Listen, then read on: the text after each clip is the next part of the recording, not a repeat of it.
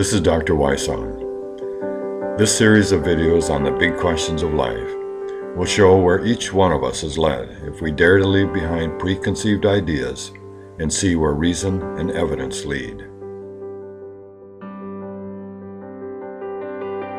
Origin choices.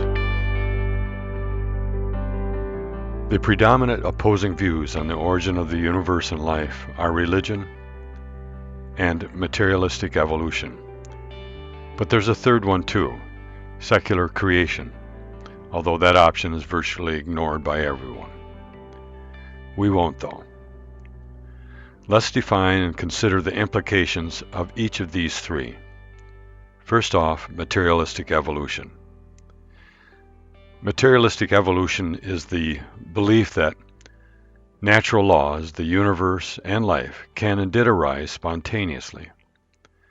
As one popular science writer put it, we are, and I quote here, we are, after all, evolved comets and sunbeams. From stardust we are born, and to stardust we will return, end quote. Scientists believe it either because it was what they were taught or because the assumed alternative, religion, is rationally untenable and morally repugnant to them. They can't put the Creator in a test tube to examine, forgive the atrocities committed by religion throughout history, or reconcile a just God with the tragedies in our world. But belief in evolution has its own ethical implications. Matter, energy, and randomness, the gods of evolution, say nothing about stealing or killing. Moreover, peace would be an oxymoron, since evolution's mechanism is struggle and conflict, with only the fittest surviving. This isn't to say that evolutionists are keen to hurl atomic bombs about, or that humanistic evolutionists cannot be wonderfully kind and decent. It's just that the materialistic evolutionary philosophy would logically accommodate any variation of amorality one would like to compose. Number 2, religion.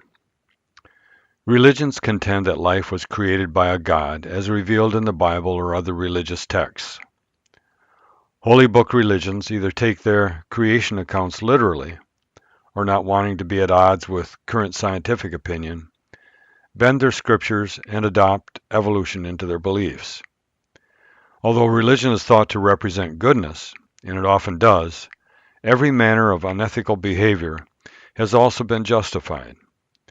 Holy books and guesses about the will of each religion's God create doctrines. Doctrines dictate right and wrong without regard to the sensibilities of individual conscience. Each religion imagines their God and doctrines as true, and the gods and doctrines of other religions as false.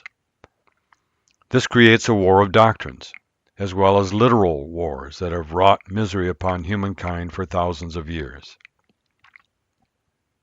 The third option is secular creation.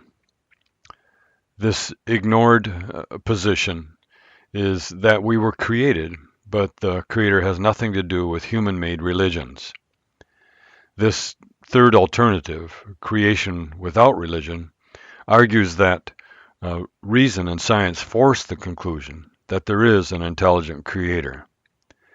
The ethics of this position are derived from individual conscience created within us. Evolutionists don't consider the secular creation position because they think their belief is a closed case.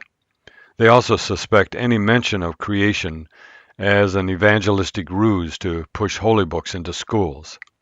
Evolutionists don't consider the secular creation position because they think their belief is a closed case. But they also suspect any mention of creation as an evangelistic ruse to push holy books into schools, and evolutionists also fear like a return to the Dark Ages, with schools becoming catechisms, indoctrinating children with a fundamentalistic mindset that's hostile to science and reason. On the other hand, religionists don't consider secular intelligent creation because they see atheism and evolution as the only alternatives to religion. They're also vested emotionally and socially and believe religious edicts are necessary for humans to know right and wrong. Nothing could be more important than the underpinnings that sow the seeds for why we decide to do what we do in life. So the question of origins is not a mere academic exercise. It's vitally important to each of us and the world at large.